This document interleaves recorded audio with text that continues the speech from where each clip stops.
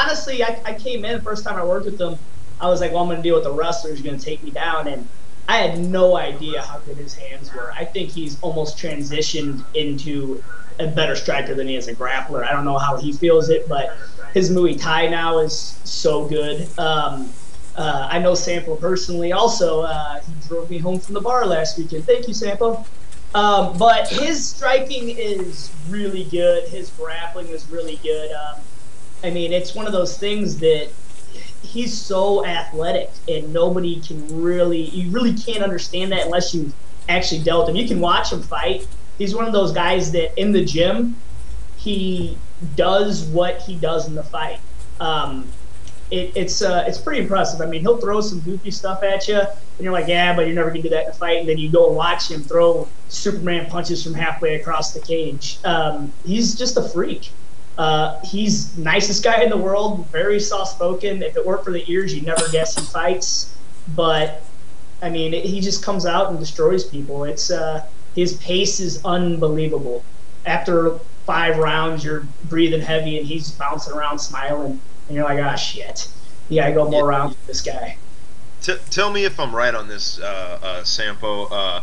Basically, the big turn for you stylistically and ability to transition what you can do in the gym to in the cage is when you started fighting pro Muay Thai. You banged out 4 or 5, or what is it? No, three good pro Muay Thai fights, and it was just a different story after that, wasn't it?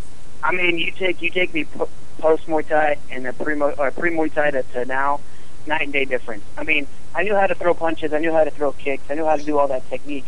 But now that I have the confidence that, like, my last Muay Thai fight was with the 2011 Rookie of the Year, and the guy is a monster. And, like, I'm friends with him on Facebook. I still talk to him. He's out of New Jersey. His name's Ogden Topic. And I had a 5-round war with that guy, you know, and just the confidence to stand in front of some of these high-level Muay Thai guys, you know what I mean, and take their punches and kicks and deliver it right back.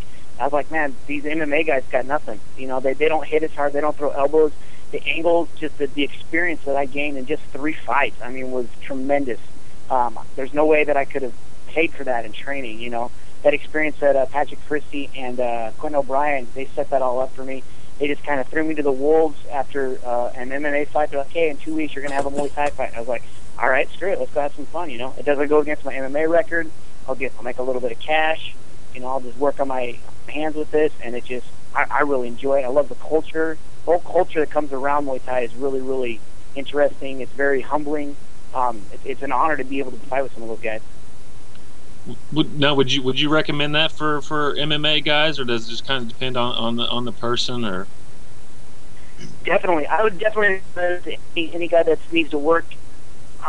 See, I've had a few trainers tell me multiple things, like you need just to train straight MMA, and I think that's kind of incorrect in certain aspects.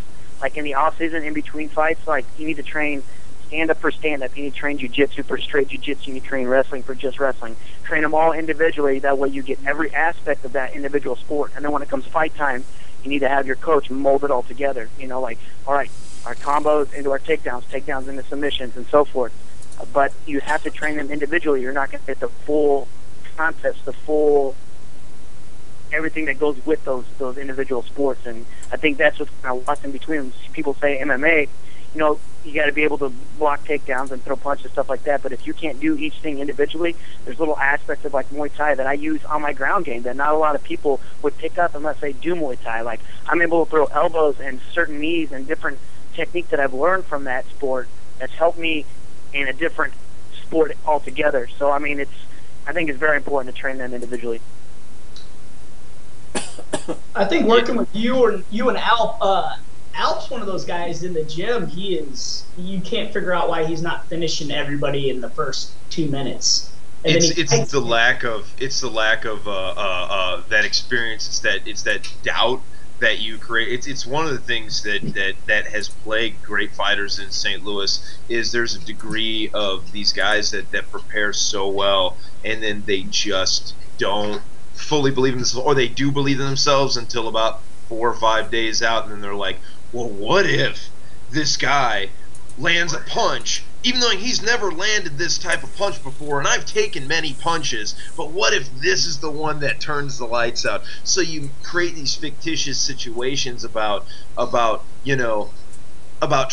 to about what could happen, and then you go into the fight, and a guy like Alp, like his last fight, he goes, okay, I'm just going to force myself to do stand-up, which is not necessarily a way to make things flow naturally and go out there and you can get tight and stiff and not fully let out what you're capable of. It's the same thing that Sampo was landing good punches and hitting people and stuff like that, but when he switched up, took some time and really focused on his Muay Thai and then competed in it.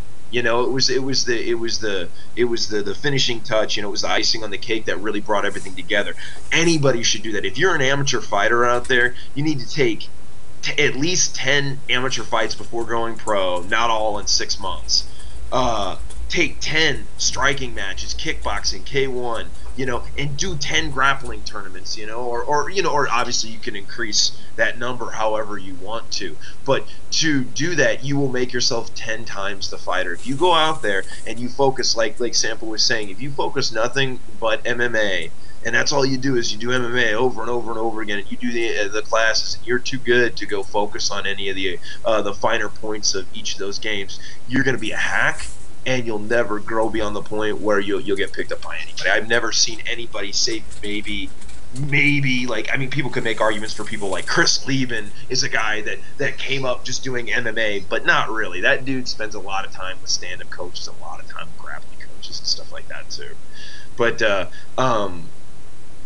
GSP, let's go through. You can go through every single champion. And I guarantee you, every single one of those champions does it. Well, hell, you can go look it up right now. GSP, there's a bunch of videos of him rolling with Hodger Gracie in the gi from just a couple of weeks ago. So, well, I totally agree too. But it's like a lot of people be like, hey, I trained for 6 months straight stand-up with my coach. It's like, but you didn't use that skill that you just learned and apply it in a real fight. This guy, if you go and do like a straight Muay Thai fight, and I'm just talking strictly Muay Thai right now. If you take those skills that you've learned training with your coach for 6 months and have to apply them in a hostile situation where a guy's trying to take your face off, you learn if you really understood and have those skills to use, But if you're like, oh, well, we drilled, certain combos with kicks and elbows, you don't know if you can apply those until you actually use them in situations. And in Muay Thai, you're forced to use them. You have no choice. You can't double. You can dump them from time to time, but you have to stand in front of them. You have to throw. And I greatly appreciate the fact that my coaches pushed me to do that. And I mean, even if MMA doesn't work out, if the big show doesn't call and I can't fight, I'll go fight for Muay Thai. I'll go to Thailand. I mean, I freaking love it. It's awesome. Well, Dana White's not going to call now after all the besmirching you threw Ronda Rousey's way. Hey, I was saying props to him, man. I think she's smoking hot. Plus she could rip my arm off. But hey, props to him if that was the situation. But it's still on my end, Hey, back to Alp. Somebody from the chat has kind of chimed in, and they want to know if they think that Alp has the quote unquote killer instinct. I think he does. I think he definitely does have that killer instinct. But I think, like Minky said it right. When you get in that cage, you're kind of worried about getting hit with that one shot. You know what I mean? It comes with experience, it comes with time. I think one thing that I bring to the table that not a lot of people may have yet, or it's still working on, is like I really enjoy beating the fuck out of people. I pardon my language, but I really enjoy punching people in the face and trying to break them. Like it's fun. You know what I mean? Like, and that's one thing I learned from college wrestling. It's like when it no longer becomes fun, it becomes work. You know what I mean? It becomes a job, and you don't enjoy it. You don't have a lot of passion for it. So when I wake up in the morning, I can't wait to go train to get better so that I can fight, and I really enjoy it. Like I don't do this, I choose this. It's one thing that I can bring to the table. Is if I get caught, I get caught. Anybody can get beat by anybody. But it's like I know that if I go in there and enjoy and have fun, I think it's gonna really end in my favor more likely than it's not. Yeah, there's somebody else that can really back to the question of whether or not Alp has a killer instinct. So Sampo says yes. Dan? Absolutely. He's kicked the piss out of me, kicked me clean out of a ring once. I mean, I wasn't gonna bring it up. Yeah. Oh man, the kid, he is a freak. He really is. I mean, you grab onto him and you go, "You're shitting me." He's 125er. I mean, it made me rethink fighting. I mean, he's that shredded. He hits that hard. And then you go and watch him fight. And that last fight, I sparred with him going up to it, and I go, that is not the guy that I was sparring. The way that he was sparring that guy, and there was something missing because if He still dominated though. Oh yeah, he kicked the shit out of him. But he still dominated the guy, and it's still we're all sitting back going, Alf's better than that. Be ready, because when he figures out how to translate that, and that's actually what he should do, is he should invest, especially with Mike Rogers' relationship with Rumble Time. Man, they ought to throw him on there and get him a pro boxing fight. Mm-hmm. You know, if Dustin Severs is 3-0 in pro boxing, any asshole can box. Hey, Josh, here's another question from the chat. I guess we actually do have people who watch this thing. That's pretty cool. Nice. But somebody wants to know if you've ever considered relocating back to. You're a Nevada guy, Vegas guy, right? Have you ever thought about going back there for more exposure? You know, like I like it out here. I like kind of what I've got. You know, I mean, Mike Rogers has done nothing but good by me, and I have everything I need out here. You know, I really, really love the sport of wrestling. And I've been blessed, been able to coach a wrestling program, the Francis Hell Vikings, and they're an amazing bunch of kids. Wrestling in Nevada is not that dominant, not that prominent out there. You know, like the state, the people, I mean, they care, but they're not as passionate about it as they are out here, you know. My family's from here. My mom's from Florissant, my dad's from Columbia, so this is kind of where my roots are from, and I like it out here. Whereas Vegas might help me with my career, but it's like, you know, I haven't really... Yeah, I think it'd be cool to go out for maybe a month, but then I'd want to come back here. I like it here too much. Yeah, your heart says St. Louis, but your nipple rings say Vegas. Minky, I think you got a man crush on me, man. Well, at least half a man crush. Oh! Hey. Yes. Hey, while we have the chance, let's give a shout out to photographer extraordinaire Sarah Levin, who's listening in, watching in, and she's chimed in with a question. And Josh, I know you know Sarah, and she did a great photo essay with you right before during one of your Fight Hard shows. Yeah, Sarah Levin's an amazing woman. She hit me up, or she talked to me on via text message right before one of my fights, and just out of nowhere, just unassuming lady comes walking up and says, "Hey, how you doing?" I'm Sarah, and I think we've been pretty good friends ever since. You know, she's really well. I mean, she's got a lot of knowledge when it comes to wrestling. Yeah. She used to work with USA Wrestling, so I mean, yeah. That relationship that we have with just wrestling, I mean, being able to sit there and BS about wrestling is phenomenal. She did a book for Randy Couture, so I mean, she knows her stuff. I mean, she's an amazing woman. I'm glad that she's been able, or she's. I'm blessed to have her around to be able to take pictures of me. I mean, because I'm not very photogenic, but she happens to catch, like, you know, kind of keeps my goofy ears out of some of her pictures. Well, I tell you, it's always. I mean, you know, when I know she's at an event, you know, it's rare, but you know, I kind of, you know, you look forward to seeing her like photo album, you know, come out, because you know she's not going to shoot what, you know, everybody else is shooting, you know. Yeah, see, there's usually like 4 or 5 photographers there. She catches people's emotions and reactions. Like she's got some amazing pictures. I'm personally of me that I'm just like, wow. There's no way that I could, you know, recall some of those moments if she didn't capture them. You know what I mean? One of them was of me hugging my aunt in the stands. You know what I mean? Like, I would completely have forgot that, but you know, she has given me something that I can hold on to remember that time that I got to spend with my family after a big fight. She does an amazing job of just taking pictures of like Mike Rogers' kids hanging on the cage. I mean, it was beautiful work. Yeah, and if you guys want to check out that work, you can go to slevin11.com. That's SLEVIN 11.com. Hey, Josh, another question from the chat. Would you still want to fight Labasco? You know, like that thing kind of got squashed. I don't know what he's up to, you know, and it was a little heated issue, but I guess it's kind of fizzled out. If it has to happen, you know, I've got no problem with it. Who? Nick Labasco. Who's that? Local fighter. He used to train out of St. Charles MMA, and then I don't know who that guy is. Okay. I don't know who that guy is.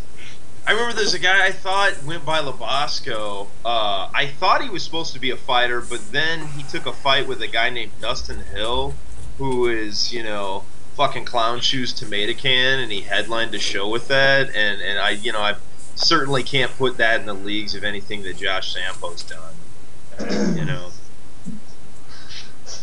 Somebody wanted me to say something. That's the best I got. I actually don't even have any personal problems with Nick. I think that Nick's a good fighter and capable of a lot of great stuff, and I wish him the best in truth. But people just love it when I'm talking shit about him. I don't know. So quick, let's play a quick game of F, Marry, Kill with Brett and Dan. Let's go F, Marry, Kill, Cyborg, Fox Fallon, Josh Sampo. Go. I guess I'd have to F Cyborg. I'd marry Sampo, of course, and I'd kill Fox. You heard it there first, ladies and gentlemen. Brett Otten is against transgenders and transsexual people. No, Brett, you gotta take me out to a nice seafood dinner first. Absolutely. Yeah, but then he'd never call you again. Dorothy Mantooth is a saint. I would kill Cyborg, marry Fallon Fox, and I've been drunk enough with Sampo that anything can happen. So, Sampo seems like a generous lover.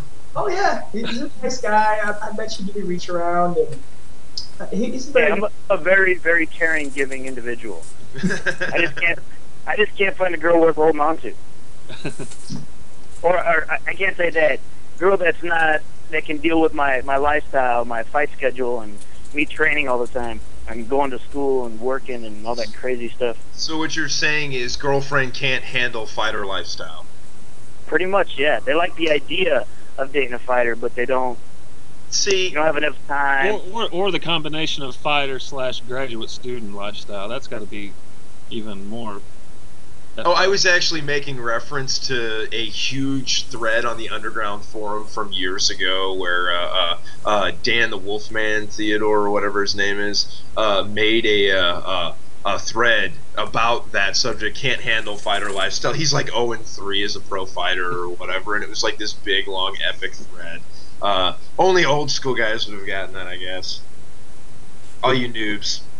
Well, Josh, man, we appreciate you having us on, or we appreciate you coming on. This is just our third episode, and we've had some nice guests, and then definitely you've kept up your end of the bargain. So, what's the summer look like, and anything else you want to kind of say in passing here? No, I'm just excited, man. I'm just gonna start plugging away again, and start working and training, and hopefully something good happens. Hopefully the big leagues can open up some employment spots and give us a few calls. That'd be amazing. I need to get my butt in shape, that way if they do call me short notice, that I'll be ready. So, but just looking to fight here within the next 2 to 3 months, and sooner the better. I'm itching for a fight. I can't wait. Okay. Well, there you have it, folks. There's future UFC flyweight and number 3 in the world, Josh Sampo. Josh, thanks a bunch for coming on, man. Yeah, thanks for having me, guys. I appreciate it. If you need a ride home, hit me up. I love you. I owe you. Love you guys too. You guys be good. See you, bro. Yeah, he's such a good guy, man. He's and it's something I didn't get to say with him on the phone, but he knows how I feel about it. I will say this 100 times over. Nothing against Tyron, nothing against Heatherly, nothing against Alex White, who's a good friend of mine. Nothing against all these people. Josh Sampo and Matt Ricehouse, 2 of the best, best fighters. Not only have I ever worked out with, but they're definitely the best in St. Louis, in my opinion. I love Josh. I love Jake Collier. I love watching him fight. I love watching I love training with Andrew Sanchez. It's one of the a really good friend of mine. Lance Benoist and I have been in 4-ways together. That's how cool. I mean, we're like close, not like this close, but like that close. So and I will say emphatically that Matt Ricehouse, Josh Sampo, two of the most talented guys I've ever seen in my entire life. Josh Sampo, absolutely, man. It's a travesty that he's not where he's supposed to be, in my opinion. My wife says I have a man crush on him, which might be possible, but he's definitely. Apparently, I do. When he said that, I was like, I hope Crystal didn't say what she always says. I mean, he really is just the nicest guy ever. So, I mean, it's a damn fucking shame that he's not where he's supposed to be. It's kind of interesting because he carries a slight burden, not to get like overly personal or anything. He carries like a little bit, not even like a chip on his shoulder, but like you can tell he carries kind of the, he carries other people's weight with him, if that makes sense, as just knowing him on a personal level that like other people's problems, he's there for them. He's very engaging with people and very, very much about them and would gladly take on other people's issues to try to help them and make them feel better. It's like, the mark of a very good person, so you can, I mean, he picks up the slack for people, Well, let's bring on somebody who's on the opposite end of that spectrum. We've got Jason Cooper from Spire. Yeah, what a dick. Yeah. It's not going to be video. Shit. It's not going to be video. Oh. Hello? Jason Cooper. Hey, what's going on? Hey, Brett at knucklejunkies.com. Welcome you to KJ Live. You're on with John Minky and Dan O'Connor. How are things going? Pretty good, man. What's going on? We're just doing our quick thing question. on Monday. Quick question. Moose hairspray or hair gel? Neither. Paste. I mentioned 3. So your hair naturally sticks up like that? Yeah, you should see when I get out of the shower. He's a paste man. Yep, Nice. absolutely. See? We're having all kinds of discussions with close people. Hey, Cooper, can I tell them how close we are? Absolutely not. All right.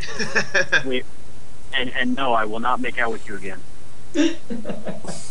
Hey, Coop. The chat has already fired off a question, and this is one that I'm sending it to Dan on text. that I'm interested in too. But somebody out there wants to know your thoughts on Pierce Taylor versus Charles Johnson. It's a great matchup. It really is. It's a matchup that I've been waiting to see for a long time. So what do you guys think of Charles Johnson? Is he, does he have the potential to be, something special in this sport? I think so. The kid's just an athlete. I mean, he runs track in college. I mean, you look at the guy who's just super fast, super athletic. I mean, he can hang in there with anybody. He really can at that weight class and this level. Yeah, well, you got to look at level of competition, unfortunately, and I think that Damian, Ira, and Fierce have thrown the fuck down, while Charles has fought on the Illinois circuit a little bit more, and I don't think that. And let's be honest, I mean, the organization and the quality that not only has Spire and the state and the gyms around here have created a much better circuit in Missouri than I agree. I agree. I mean, Charles has fought. He's been criticized for not fighting top opponents like Fierce has. Oh, well, he's fought good people, but Fierce has fought a lot of good people. Yes, he's fought everybody, in that division. He's been around for years. I mean, he was around when I was a matchmaker. As a matter of fact, I got him his first 2 losses, I think. So how do you really feel about him? Yeah. No, I love the guy, and that's the thing. I mean, you can ask guys like Jason Powell. I mean, it's the guys that I had close relationships that I want to test as much as possible. When I was a matchmaker, and I think in the long run they respected me more for it. I was never nice to those guys, and it helped them progress as amateurs. And Fear has come so far. He's a great fighter, and I think if he were to fight those guys again, he would probably beat them. Oh wow, yeah. I not to dick ride right now, but think about it. St. Louis is like, I think there was a recent list of top MMA cities in the world, and the number 2 American city was St. Louis, which is crazy to me. That's a big reason for that. I mean, it was just some random magazine had put it out. Kansas City, right? Not St. Louis. No, it was St. Louis. No, it was St. Louis. It was St. Louis that they said top MMA city, and then Vegas was number 1, and then like St. Louis was like number 2. It was ridiculous. I don't know. Wow. Anyway, but I could be wrong about that. I almost swear Yahoo had Kansas City at 2. I think this was a different list. This was not the Yahoo list. But this is a different list. Yeah. Okay, so yeah, I guess there was a Yahoo list where KC was number 2. Who knows? I could be wrong. Anyway, but one of the reasons that happened was because of your matchmaking there. Sampo fought for you. Casey is Rachel. Matt, what are you talking about? My tech support's going crazy on me. So you have Josh Sampo fighting for you. You had Lance Benoist fighting for you. You had Collier fighting for you. All these guys that have moved on to or who are in the process of moving on to huge things, all got their toughest fights on your show between you and like some Jim Jenkins shows and things like that too. Yeah, but that's something to be. I mean, again, not to dick ride or anything like that, but that's something to be feel really good about, there's no doubt, and that's what I tell people all the time. That's the coolest thing about our sport, is getting to meet guys like that. I've since moved on. I don't matchmake much anymore, but I had it easy back then. Just like you said, I got to matchmake those guys. It was so easy to, it wasn't easy. But they made it easier. It was very difficult to find guys on that level to be able to fight Lance Benoist and Matt Ricehouse and Collier and Barb Honchak and all of them. It was very difficult. But I look at it these days and I'm like, man, I had it easy. To match these guys now, I don't know. There's so many more of them, and not to diss any of the fighters now, but the talent level back then was just phenomenal, and I think it's really dropped since all of them kind of went pro all at once and left the amateur level kind of just hanging. Well, you got to remember too. A lot of these guys had been training for years before the opportunity even happened. When and this is something we'll talk about when we have some of the other people on the show. But when I like to think of it kind of like as the second age or the silver age of MMA in St. Louis or whatever. After it started with Brian Madden and it ended when Randy Greenman stopped doing shows. And then all of a sudden there was this huge void in the area. Jesse Finney was doing his shows at Rum Jungle / where I can't remember. You guys remember what they used to call that place? So they used to Rum Jungle and something else. It was right next to Bar St. Louis down on the landing. Anyway, so it was Rum Jungle. That's the last name of it. And that's what it was when I fought there. But he was doing like 3 MMA fights on a kickboxing card. And then we started doing myself, Biondo, Rogers, and Berger. We started doing an all amateur show in St. Louis, and then shortly after that, then you saw Cage Championships come up, and then you saw like there was a couple other shows that came up that came on really strong, but specifically Cage Championships really led the way. You and Patrick did a wonderful job ushering in really that second generation, and there was no place for these people to fight. So when Matt Ricehouse really started fighting a lot, he had already been training jiu-jitsu, and he'd been fighting or he'd been training in the gym for like 4 years. I mean, God, if you could just get a fighter an amateur fighter nowadays to have trained 4 years. Meanwhile, most of these guys stop fighting. They're like, okay, I'm retired now. It's like, oh, their whole quest and journey in the entire sport lasted, 2.5 years. 2.5 years and 25 fights, and they're 10 and 15 or whatever. Like, oh, yeah, I'm a fighter. Do I get pussy? Does that come with pussy? The title of fighter. And let me tell you, it doesn't. It doesn't. You know what doesn't get any pussy? The title coach. Girls don't care about the coach. They only care about the fighter. So, Coop, what's up with the rankings? Are the new ones coming out, and where can people find them? And anything new on the rankings front? Yeah, we'll definitely see some changes. From the last one they were posted, it's been a while. We've had several shows since then. I am currently up to date. Besides, I'm waiting on results from one more show that happened not this past weekend before I can complete them. So I'm hoping they'll be out in the next few days. But I think we're caught up. I was waiting on some. I was trying to find some results from the Columbia show, from Rob Hewlett's show. There's some big fights there that we wanted to see.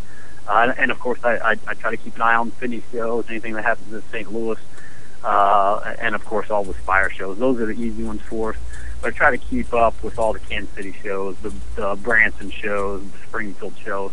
So sometimes it's difficult to get those because unfortunately we have sanctioning bodies in the state that don't report. So I have to rely on other reporting agencies to get those results. Any new rules or stipulations you guys are going to be bringing up for like the amateurs or what have you? Drug tests, blood tests, anything like that? I know Illinois. Drug test?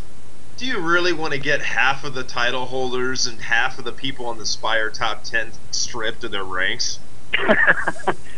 It is something that we desperately want to make happen, and actually, it's funny you bring that up because it's been a week or so ago. It's been brought up as a proposition to our board, and it still hasn't. We don't have no result yet.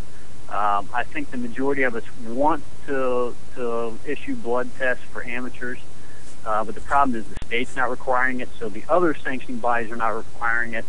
So if we go to a promoter and say, you must have your amateurs have blood work done, they're more likely to not want to deal with it, and then they go with a different sanctioning body because it kind of can hurt your business. What do you think about Jim Jenkins doing blood testing? I think it's awesome. I think it's absolutely awesome. And Jim and I have had several conversations about it, and I want to do the same thing. Diane and I talked about it. The test is essentially for the safety of the fighters. They're asking. It's a simple trio is what they're asking for. It costs like $99 or something. You can even go, even if you don't have insurance, you can get it for like $99. It's hepatitis C, HIV, and what's the other? What was it? It's three. I believe it's the other hep. Okay, so it's 2 heps and an HIV. Mm-hmm. Yeah. Okay, yeah. So it's for their safety. I mean, people with blood disorders and or any kind of horrible. I mean, you want to know these things, and I mean, this is amateur MMA. If anything, amateur fighters need to get this done because I've seen some seedy ass nasty motherfuckers come in and fight. Out in the sticks, and I wouldn't be surprised if there's been some IV drug use and. There's no doubt. And I've actually gotten emails from people saying, "Hey, not me, but someone I know has Hep C or whatever it may be. Is it possible for them to do a K1 bout instead of an MMA bout?" And I mean, unfortunately, we have to tell them no. If you know about it, we cannot allow you to do it. But I mean, something needs to be done. It's not just the fighters; it's the referees, and it's anybody, even cage side. Anybody that has sat cage side. This goes for the corners and trainers too. If you're there cage side and someone gets jacked and knows blood splatters everywhere, so it's not just for the competitors; it's for everybody that's involved. It really is, and I think it does need to happen. We're just trying to take the proper steps to initiate it, I guess. Now, what do you think about possibility for any kind of testing for performance enhancing drugs for your champions or anything like that? Do you think it's worth going that far? Yeah, we've actually done that before. Really, you've tested guys before? Do you Yes, test for for drugs, like not only performance enhancing drugs, but like marijuana and heroin and all that good stuff? Yeah, it's a whole long list of drugs that it does test for, and we have decided that it's only the performance enhancing drugs that we're worried about, and we've spoken with several doctors, and honestly, I don't know if this is gonna make a big uproar or not, but we're not worried about marijuana. At this level. Several doctors have told us it's not going to enhance their performance. If anything, it's going to make them slower and react slower. It's not going to cause any health issues that could cause them to, have a cardiac arrest during a fight. They have a physical before the show. The doctor's going to know if they're using at that time or not. But past use. It is not going to harm them for that fight that night. A sigh of relief went across for a certain gym in the St. Louis area. Whichever one that might be. If they're worried about heart conditions, they should get rid of half of the fucking heavyweight fighters in the St. Louis area, because 3/4 is completely out of shape. Yeah. That's what the guys in the top five. Yeah, even though and I'm not directing that at like Charles Taylor, because Charles Taylor's a big guy. The guy, he can do rounds. He moves around just fine. He's just a big human being. Charles can fight. Charles ain't a bad fighter at all, and he's in 10 times better shape than most heavyweights. He's just a big guy. You can't tell I like Charles. He's a really nice guy. yeah, he really is. But and what we need to do with those guys is we have done away with the 5-round fights, for all weight classes. I know a lot of people really enjoyed the 5-round title fights, but what we've done now, since the state has now let us know that we can do up to 25 minutes in one night, we now have the state titles are now 3 rounds of 5 minutes, and what we want to do is prepare them for that pro level. Oh wow! And again, this realistically came from Jim Jenkins. I kind of talked about it. He expressed some concerns, and I agree. 5-round fights weren't smart. Yeah, they just weren't. I mean, he was more concerned, and rightfully so, with the heavyweights, and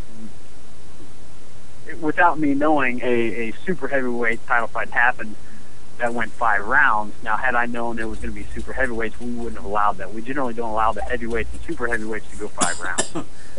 But it did happen, and it probably shouldn't have. So we cut that back. Wait, that was Charles and Brandon Gibson, right? Yeah, I believe so. And that had no business going 5 rounds. Yeah, Charles got up in his ass, though, didn't he?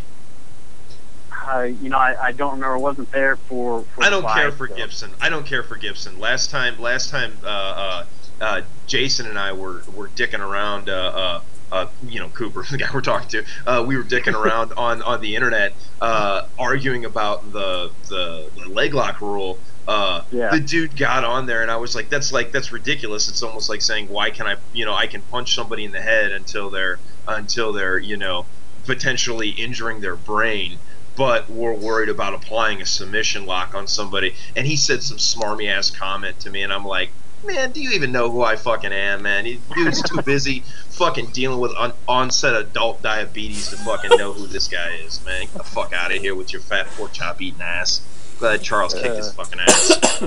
It seems to happen quite often, because a lot of people, So you agree, Cooper? I agree with what? Brandon Gibson is a 12 sandwich eating motherfucker. I got you. I will not agree to that. No. That's what you just said. I hope everybody realizes I'm not serious. I'm just dicking around. Hopefully. Yeah, and that's if not, I don't really care, because I actually am pretty good at fighting. Hey, Coop. Yeah. But back to the testing. I mean, all that sounds kind of expensive. I mean, who's going to pick up the tab for that stuff? We actually do if they're for a title fight. The only time that we're ever going to test guys is if we have suspicion. For this what about moving forward? You talk about testing everyone or whatever. I mean, that like I said, all that sounds pretty hefty on the on the. Oh, on the payroll. you're talking about the blood work. Yeah, the blood work for all other states that require blood work, it's the fighter's responsibility. And I'm sure that some of that will come down on the promotions, as do a lot of the fighter registration fees that some sanctioning bodies require. But they've got to understand it's for not only their fighter safety, but it's for their safety too. If you knew that the person you were fighting had HIV, would you still fight them? I mean, I know that's a question for these guys to think about, I guess. But it's all about safety, and I think it needs to happen. It really does at some point. Like Jim Jenkins has done and said, somebody needs to step up and be the first to do it. I'm glad he's doing it. I'm glad he's paving the way for everyone else. It might make it easier for us sanctioning bodies to do the same thing. It's still going to be difficult, especially if we are the only sanctioning body that does it. But it's better to be the leader than the follower. So you think that you would go? I mean, you just go as far as to say that you, as far as sanctioning bodies are concerned, you prefer BMF over kick? Absolutely.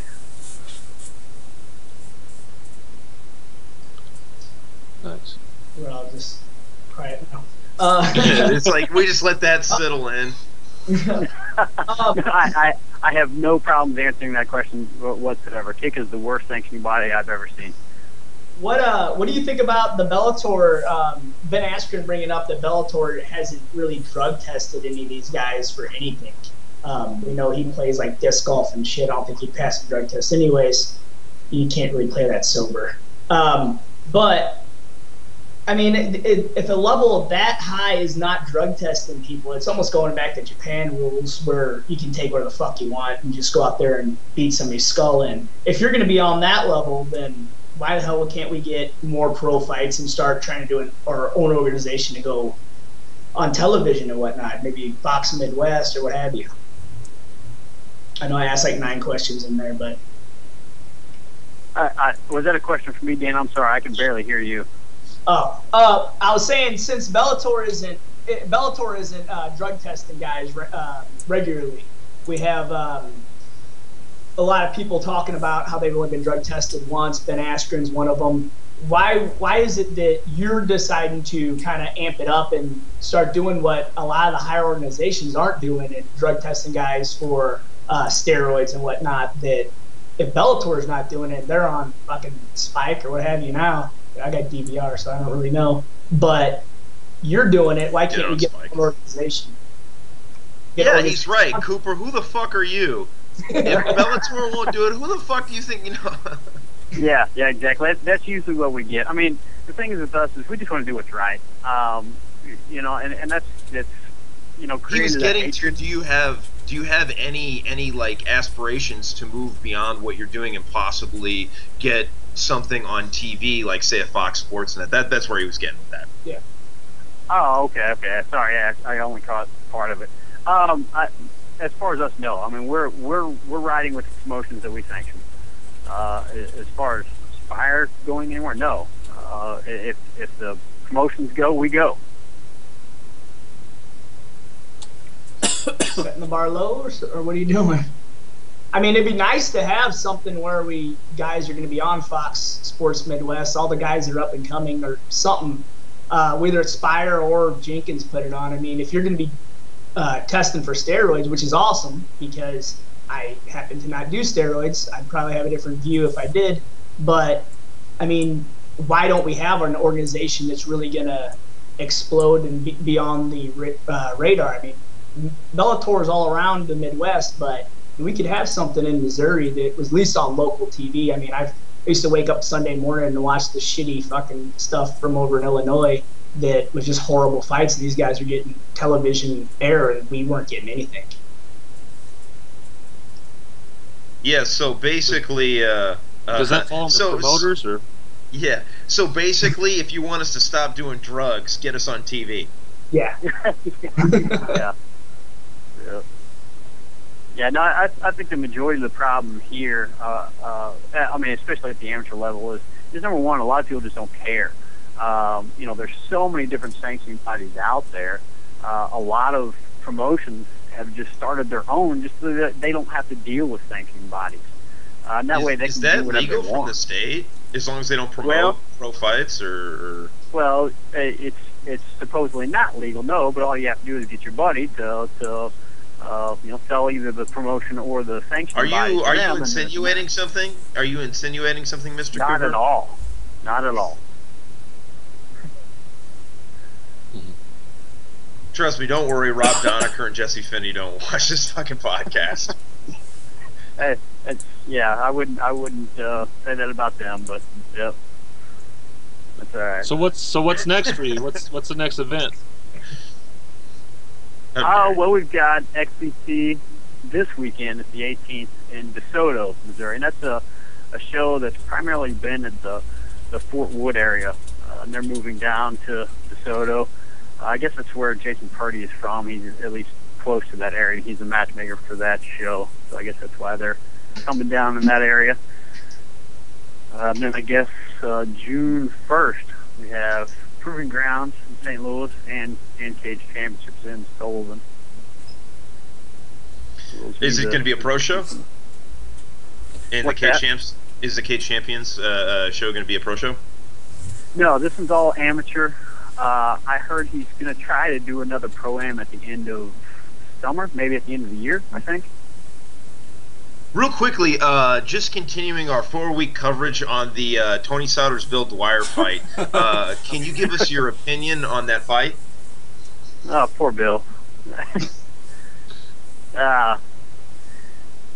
Souders is just a beast, man, right now. I mean, he's the toughest cruiserweight, 205 out there, with the exception of Cronin, of course.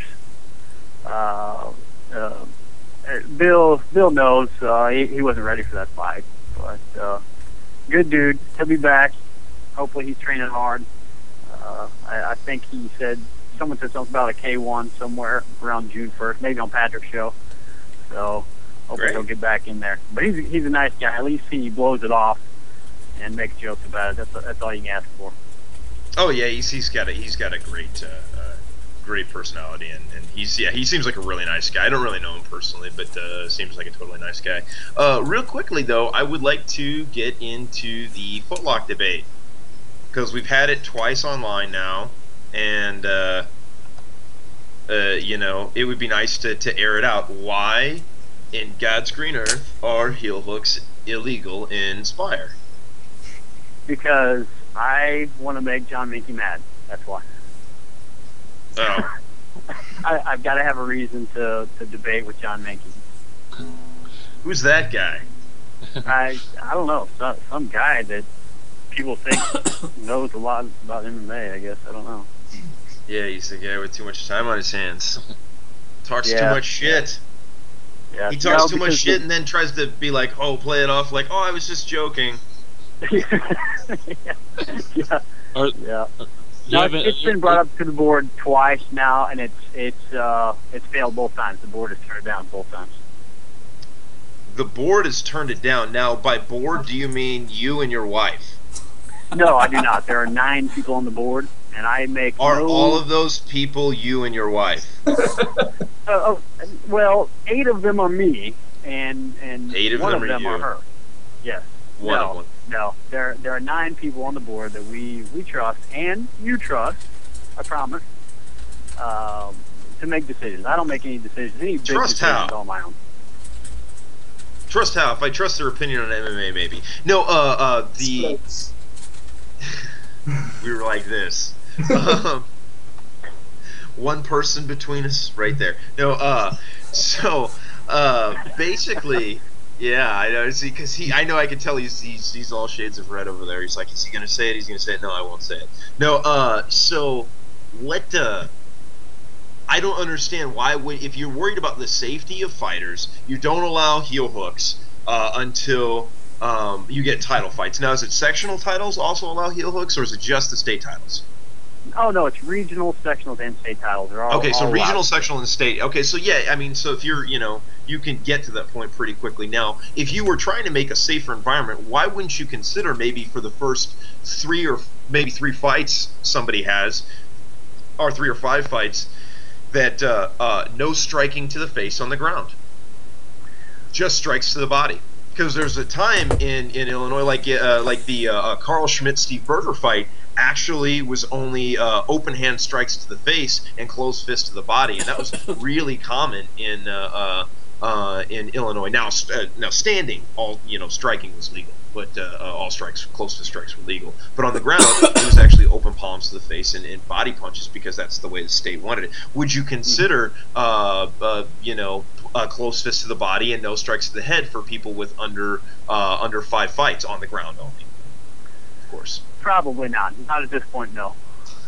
Would you say that it's excessive? It's excessive rulemaking, and at a certain point, we don't need that kind of thing.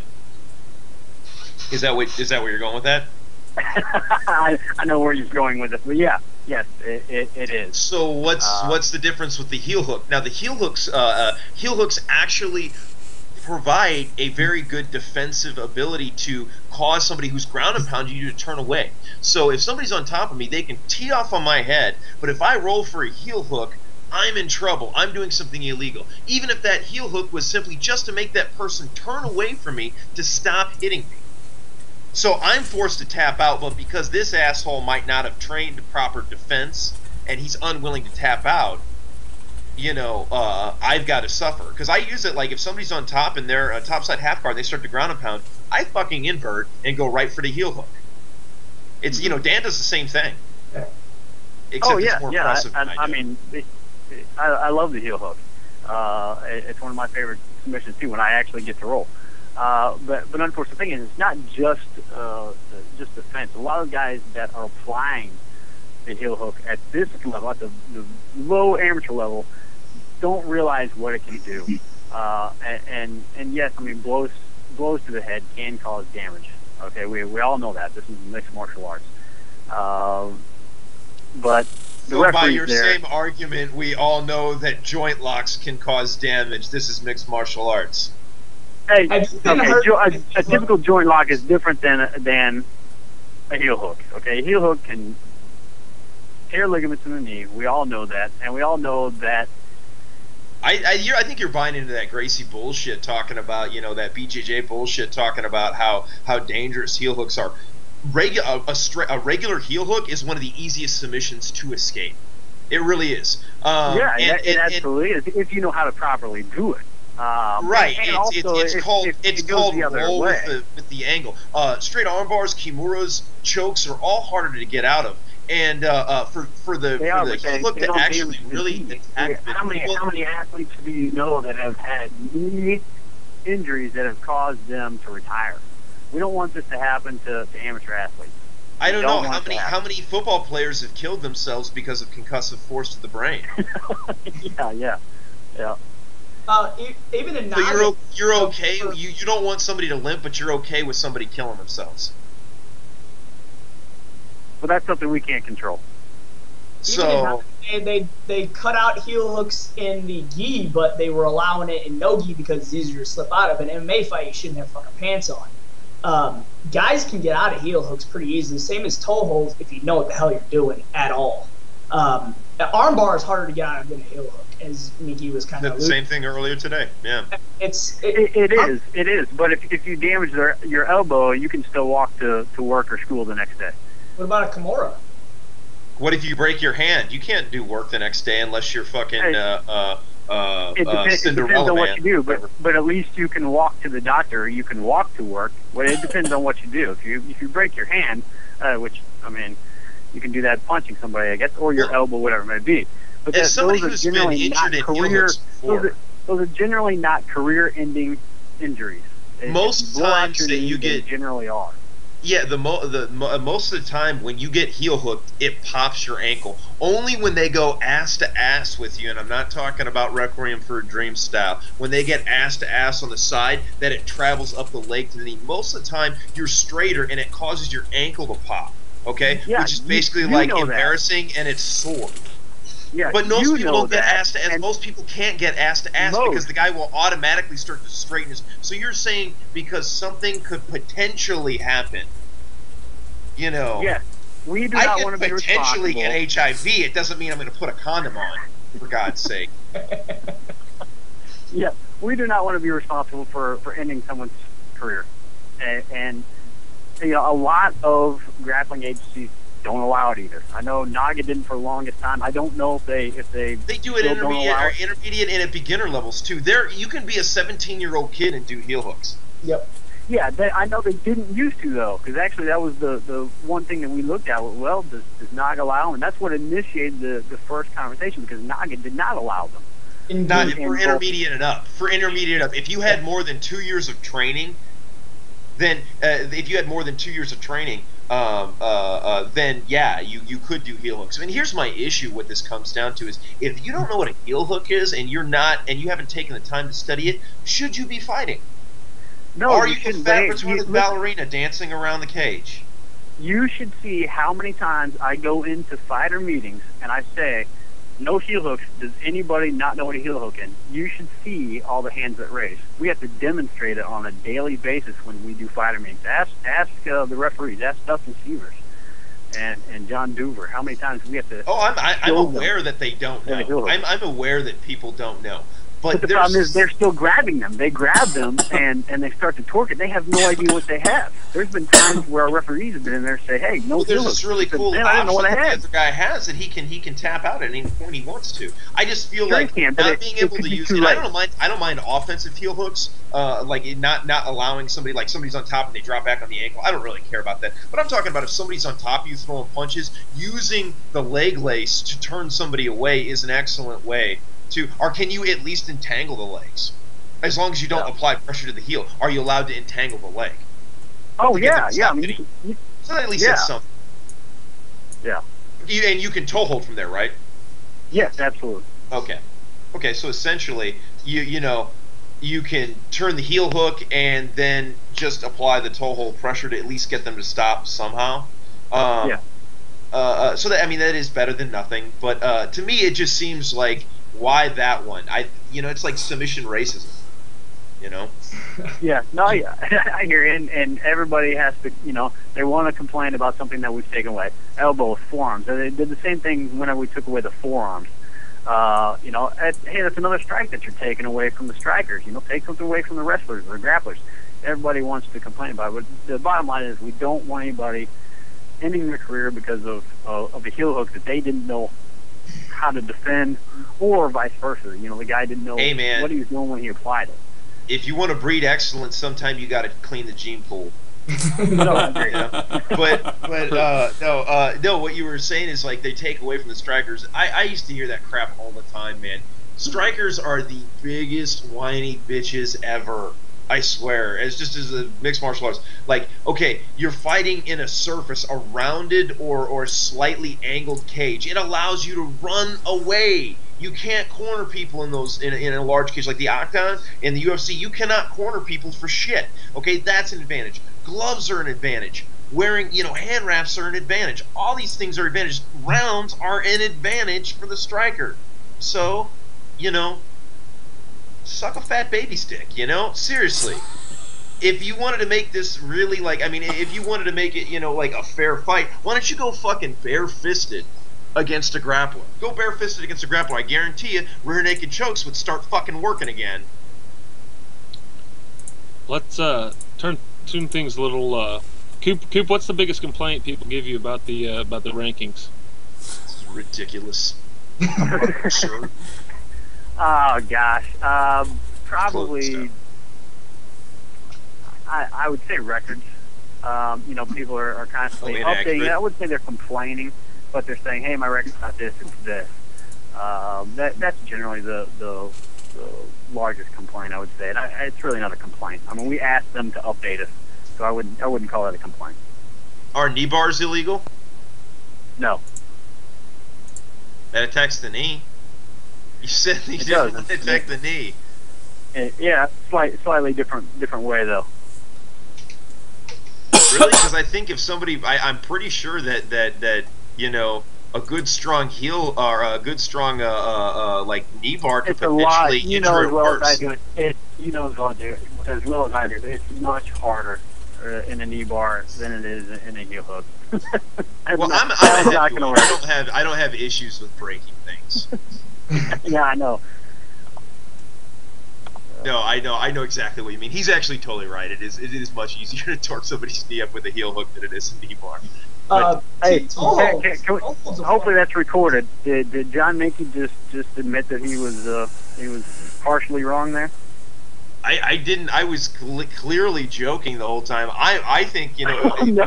if we were scoring that, if we were on Pardon the Interruption on ESPN, I would be fucking kicking your ass right now. Oh, there's no doubt about it. Well, the chat has chimed in, and they think that you two need to get a room. So that we need to get a room. Yeah, you and Coop. Yeah. Well, that's interesting. You know, if we were to get a room, would we share that room with anybody?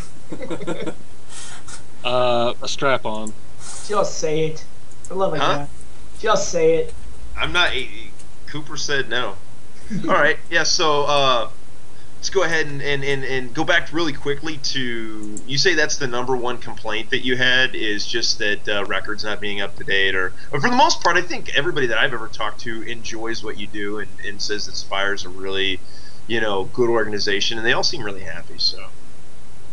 Yeah, for the most part. I mean, there are some people that wonder why they're not ranked higher than what they are, and, you know, and I never want to sit there and explain to them why, but I generally do. I try to keep it, you know,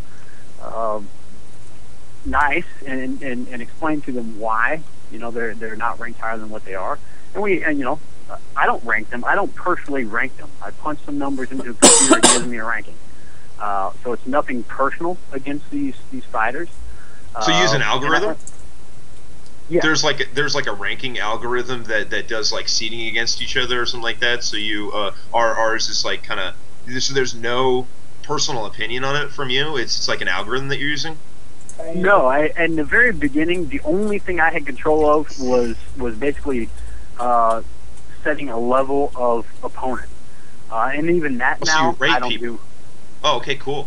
That's cool. Yeah, and even now, I don't even have to do that because most of the information is already there.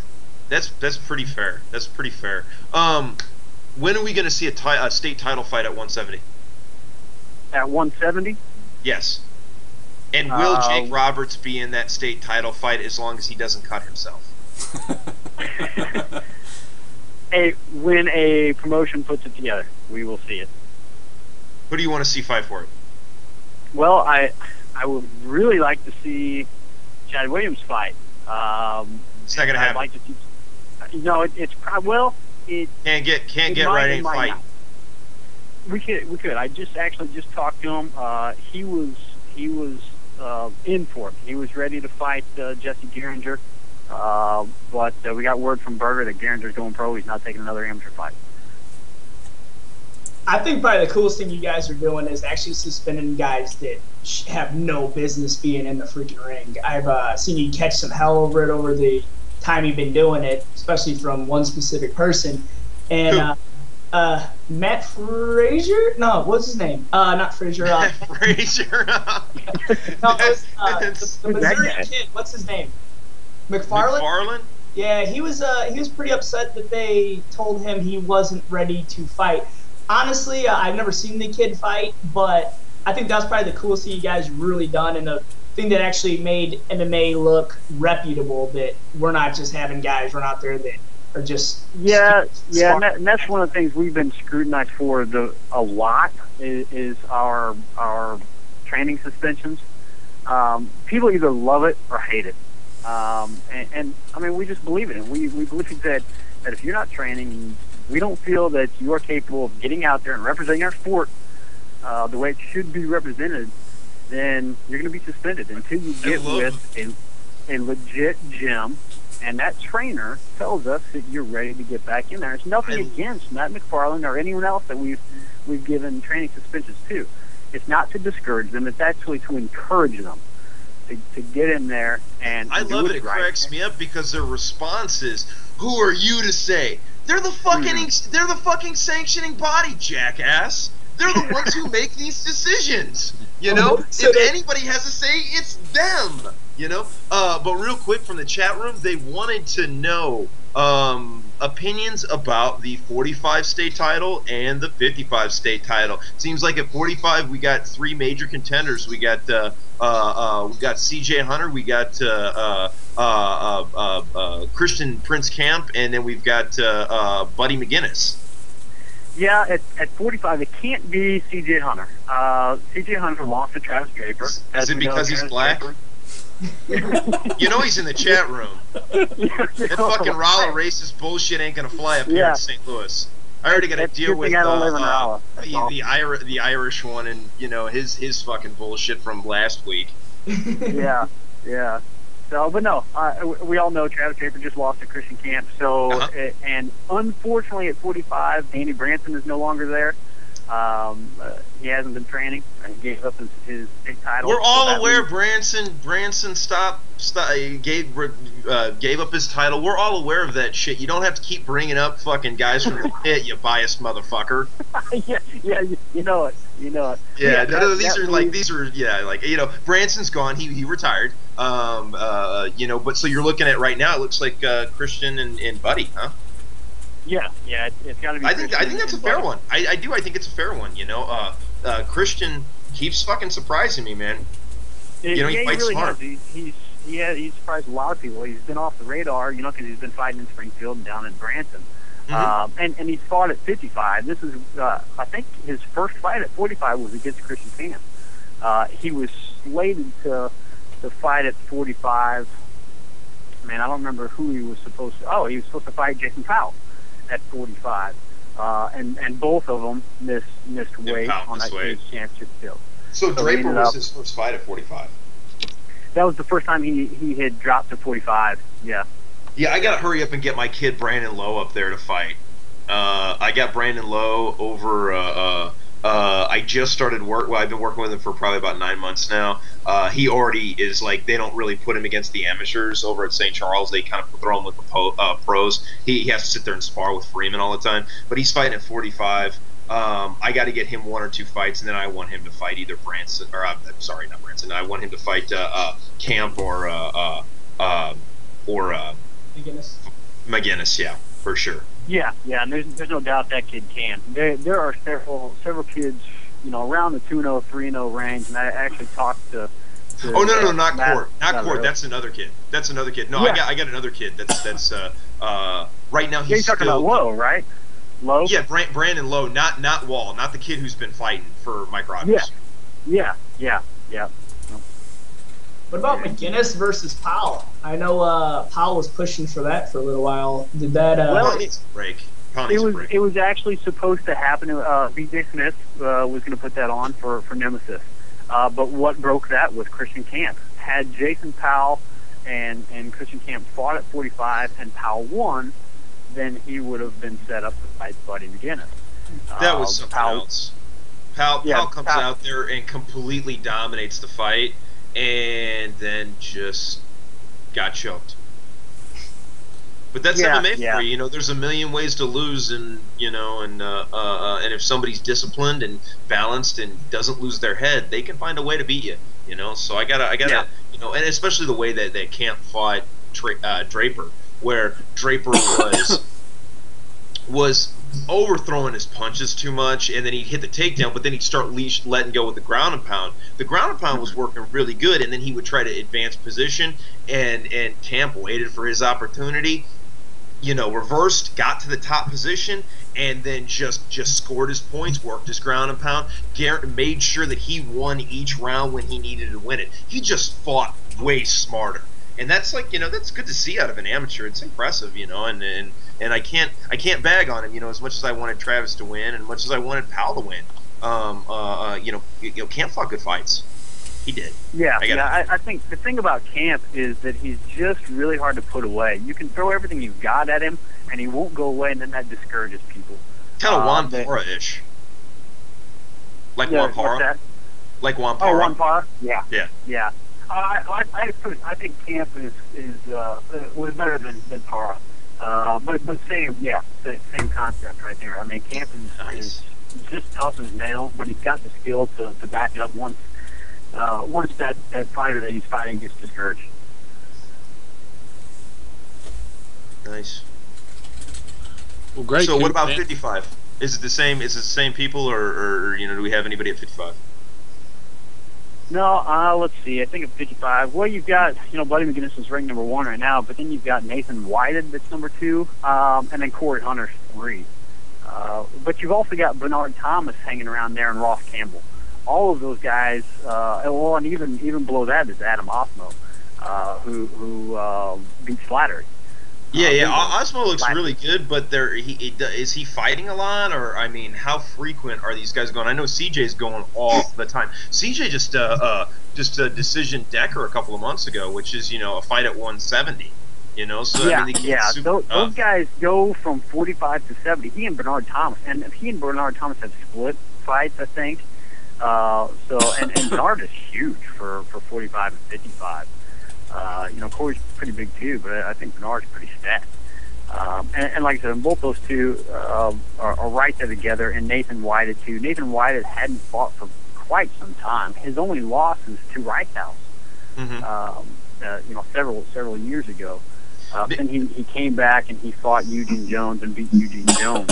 Yeah, Nathan's one of those new, would you say, old school, new school guys that came up around the same time that like Kelly Birch and all these guys that have been around are like Eric Irving or Lance Benoist and Ricehouse. So it's like he fought Ricehouse, and that that was Eugene. Like, I mean, not to say that Nate did a good job of surviving and getting the stand up and everything like that, but I think Eugene lost because of a mental block that he was not ready for that intense of a fight, and he was like very nervous, and I think a lot of it he beat himself.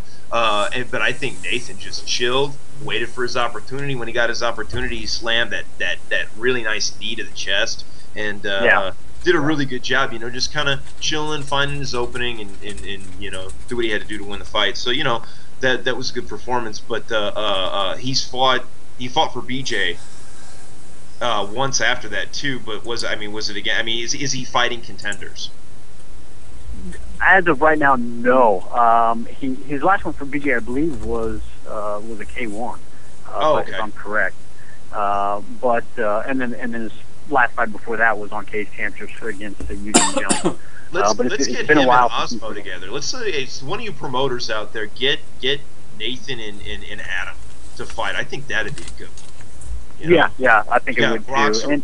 Brawler wrestler versus kickboxer jiu-jitsu kind of guy.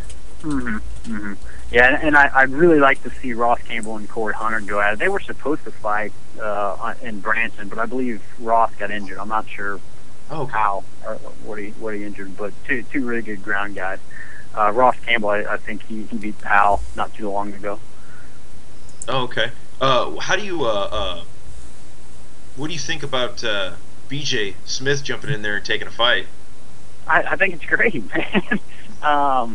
You don't see that very often. I'd like to see some other promoters jumping in now. I mean, we don't allow the promoter to fight on their own show because it turns into a cluster.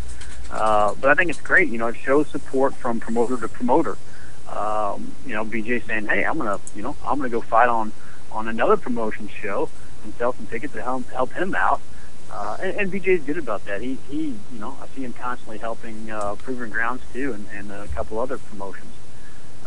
So I think it's great for him. He's been training. He's ready to go.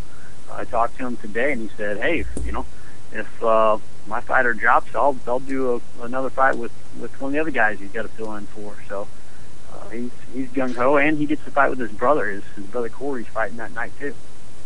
So it should be fun for them all. Jason, man, it's been great having you on. Anything else you guys like to add or ask or throw in as we kind of post things up? Oh gosh, no, we're here for whatever, man, whatever needs to be discussed. So anytime when somebody wants to bash us for the rankings, it's all good. We can take it. Well, do you think real quick? No, go ahead. Do you think there is a promoter that fights or would fight and even on their card would try and match up like a shit fight so it wouldn't be interesting to anybody else other than them doing it and racking up a record? I mean, I see why you're doing it, and I think that's awesome. But I mean, why would a promoter even do that? Well, I mean, my thing is, even if you're not a promoter or matchmaker, no one should ever matchmake their own fight. You just shouldn't. You point fingers.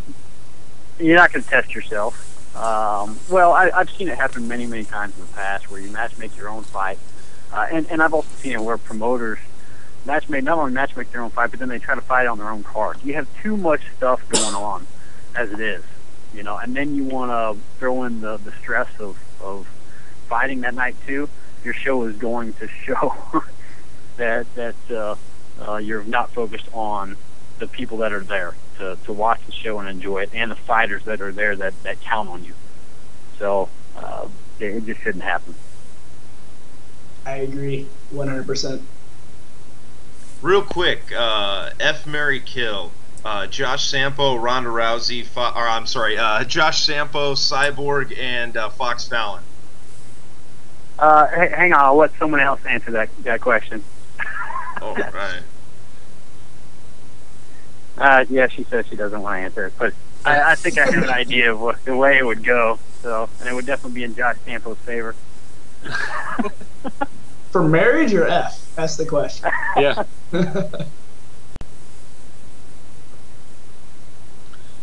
Well, Coop, man, we appreciate it. We'd love to have you back on sometime. I don't understand why you think you can get out of this question, Cooper. Who would you fuck, marry, and kill out of Josh Sampo, Cyborg, and Fox Fallon? They can all beat me up, so it doesn't really matter. You're just not going to answer it. Come on, man. No.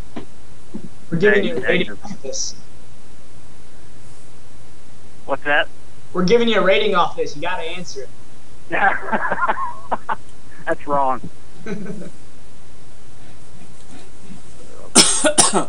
on, man. You're giving us dead air right here. Yeah. Do what? You're giving us dead air right here. Say something, man. Oh, sorry, man. I'm good at that. I'm good at the awkwardness. It's wonderful.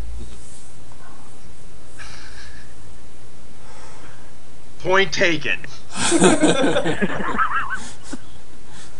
All right, Coop. Well, we're going to cut her off here. Thanks a bunch for coming on. We'll talk to you soon. No, thanks for having us. We appreciate it. I love you. Oh, of course you do. Love you too, Baldy. Diane, hi. For me. I will do, guys. Why couldn't she answer that question? All right. So we're doing a wrap up?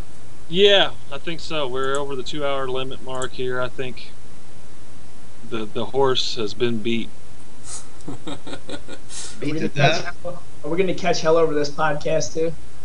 Oh, I'm sure. Like, I deliberately went after people, and at least I liked when I went after on the show. I made fun of Ronnie Harper about some stuff that really wasn't even. It just kind of came out wrong. I was kind of freaking